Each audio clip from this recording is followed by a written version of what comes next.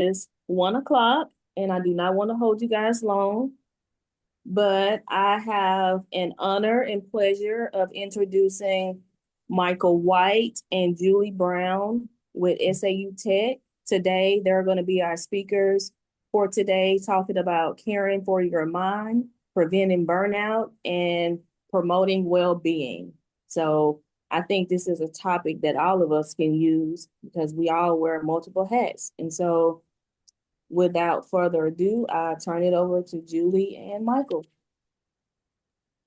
All right, good afternoon, everyone. My name is Michael White. Oh, I'm sorry. I am the SNAP Employment and Training Coordinator for the Calhoun, Dallas, and Ouachita counties at SAU Tech Adult Ed. And my counterpart, right here. I'm Julie Brown. I'm the SNAP coordinator and career coach for Magnolia, Columbia County. That's right. That's right.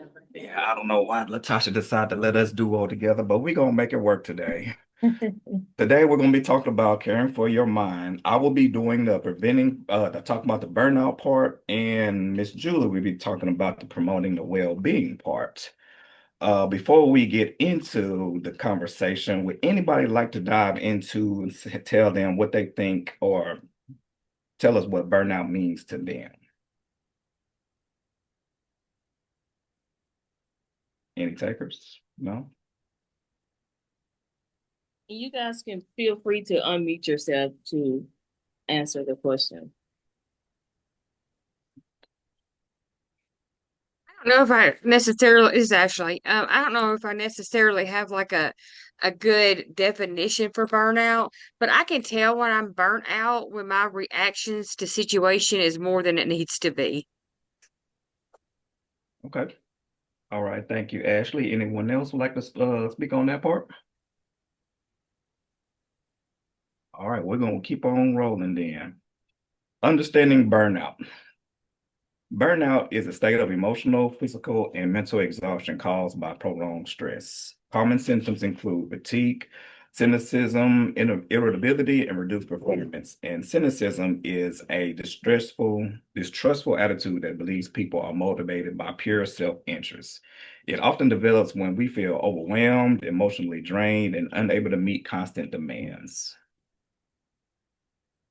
Here are the top 5 causes of workplace fatigue.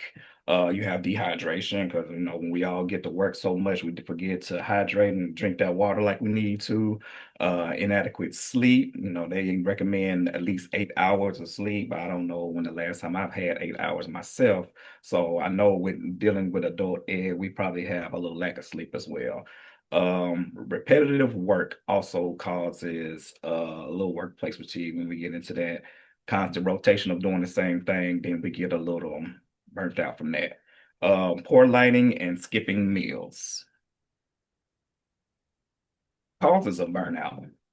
Heavy workload and unrealistic deadlines, lack of control or autonomy, which is the ability to make independent decisions and govern yourself, acting on your own values and goals without coercion or undue influence. Poor work-life balance. Normally with just life itself, people have a lot of things going on, personal life, work life, school with the kids, families, and things of that nature will cause a lot of burnout as well. Lack of social support, chronic stress, and perfectionism. Here are 10 signs that might be close. They're saying you might be close to a burnout. One, chronic fatigue. You may feel lack of energy and feel tired most of your days. You may even feel physically and emotionally exhausted and drained. Insomnia, which is lack of sleep. Forgetfulness, physical symptoms such as heart palpitations, shortness of breath, dizziness, fainting, and or headaches. Increased illness, which comes from insomnia, which is a lack of sleep. So that means your body is depleted from your immune system is depleted from getting enough rest. It makes you more vulnerable to things like colds and flu. Anxiety, which causes a lot of tension, worry, and edginess. Loss of appetite, which you just seen from the previous slide that missing a meal will cause burnout. Not taking care of yourself, which means like things like self-medication is another issue, relying on sleeping pills or just the constant drinking of amounts of alcohol, things of that nature. Anger, which is presented by tension and irritability, and it turns into angry outbursts and serious arguments at home or in the workplace. And then the last one would be depression. You may start to feel sad and occasionally helplessness, which goes back to that life-work balance. Warning signs of burnout. Just like a couple of things from the previous slide, you're feeling tired or drained most of the time. You're getting headaches, you're having muscle pain, your sleep is off, your lack of motivation, feeling drained or isolated. So things like that will cause the withdrawals from social activities, your increased irritability, and even it affects your performance in the workplace. And if you have difficulty concentrating and lack of motivation, then you need to start looking at whether or not you're getting close to being burnt out. Preventing burnout. Um, here you can just basically set clear boundaries between work and personal life. Like once you leave work, you're leaving work. You're not taking your work home with you if it's not necessarily a necessity. Taking regular breaks and using your vacation time. Taking a pause right there, just to speak on my experience on that from my last job. Um, just about every year, I used to work at SAU in the business office, and just about every year I was losing vacation time because with the way that department works, we're in a constant go. We work in 10 to 12-hour days, even though it was 8 to 5 days. We were there long days, getting off work at 9 to 10 o'clock at nighttime. So it wasn't really a whole balance, and vacation time was really not even thought of at the time. Develop supportive relationships, learn to say no when necessary, and prioritize self-care and rest, comes to our next point, promoting mental well-being. And we're going to turn it over to Miss Julie Brown. Well, hello, everyone. How's everyone doing? Good, good. So, Good, good. thank you. Hey, guys, I like feedback. We had a harvest fellowship today, so I'm gonna need your help because we're full of greens and macaroni and cheese and dressing and baked ham, fried chicken, cookie pudding. So Send me a plate, please. I know, right? So we did our harvest with our students today, and now we're jumping on this meeting real quick. So I've been tasked to talk about mental well-being. And I think with mental well-being, I think we all have been there. So we put up a few with this PowerPoint. We put some things up. Pretty much as Mike said, you got to get adequate sleep. So in this new age that I am in, I tend to want to take naps now. Don't know where that came from, but it's happening all the time. And so I did find out that when you leave your TV on at night, it really affects your sleep pattern. So I learned to turn my TV off at night, and I have been resting like a newborn baby. And I'm trying to figure out why I didn't know this before, because I do want to sleep with the TV on. I don't really watch it, I just want it on. But turning it off lately has been really helpful for me. And I hope that can help somebody. If you're a TV watcher and leaving it on at night, or you need a light at night, turn the TV like down or off so you can rest. So, promoting mental well being, practice mindful and mediation. Maintain a healthy diet and regular exercise. I'm working on that, guys. I'm not there, but I do want to share it for those who are. I'm not perfect, but hey, we're getting there. Get adequate sleep, engage in hobbies and activities, and create outlets. What are some creative outlets that you know of that you can share? Any takers? Oh, I like to. Ashley? Oh, I like to like knit, crochet type thing with my hands. And also, listen, last night I went to sleep watching Dateline and I had nightmares. And then finally I was like, what am I doing? Let me turn this off. I have found that to be helpful. I have found that turning that TV off to be helpful. Anyone else? Lately, I've been journaling and expressing myself through creative writing. So, yeah. Okay, good job, Miss Tasha and Ashley. So some other emotional outlets, as Tasha just shared, is journaling, art of music, painting, playing an instrument, talking with trusted people. It's hard to say sometimes we can't trust everybody, but find you a trusted person that you can openly share with your friends and family or counselor. Now, some physical outlets are like exercise, outdoor activities, and breath work and meditation, I'm sorry, and it works out really, really great.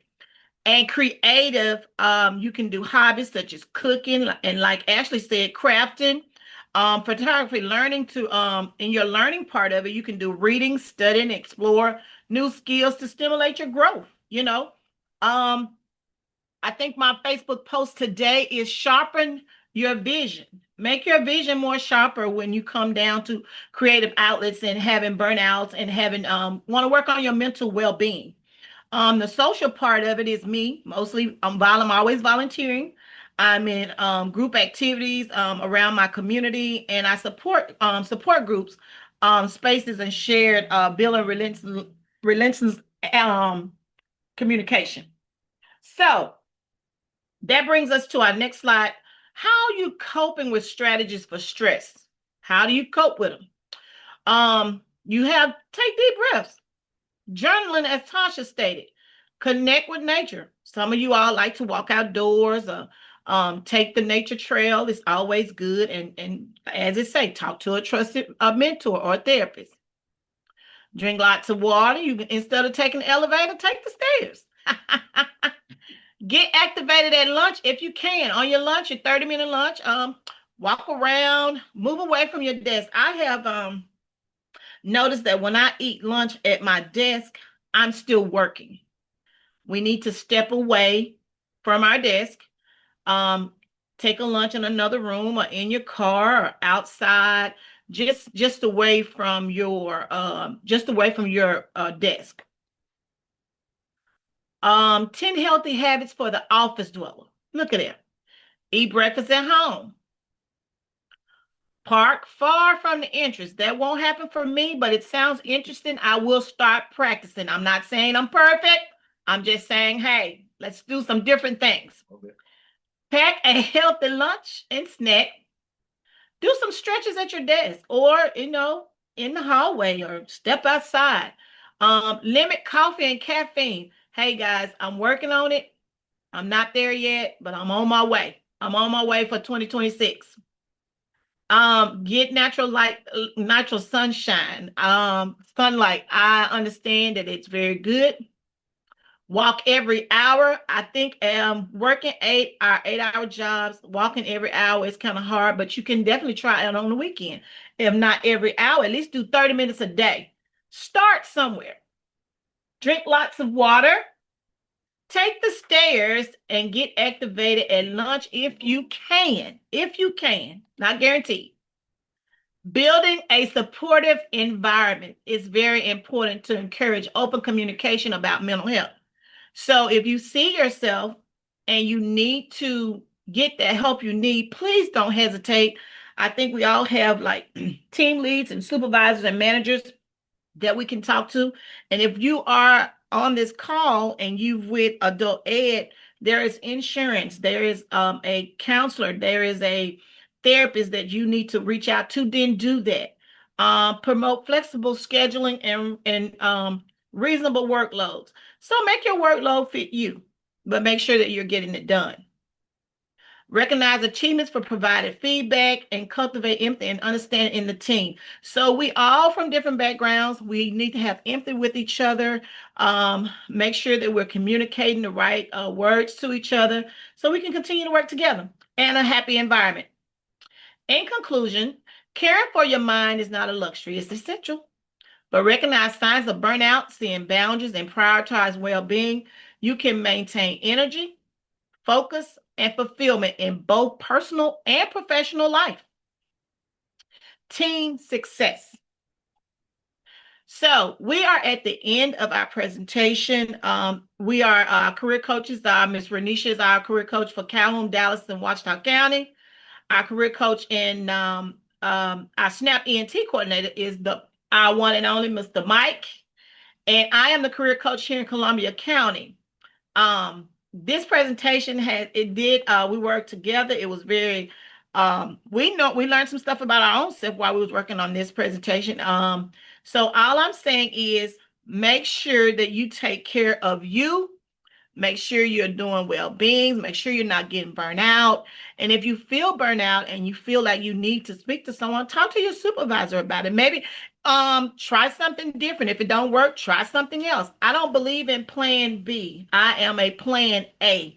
If plan A don't work, I go back to plan A again and see what it has for me. But definitely take those short breaths, those inhales and exhales during the time where you're sitting at your desk. And when you feel overwhelmed, again, reach out. You are not in this alone. You can make it work, and things will be much better if you just take care of yourself.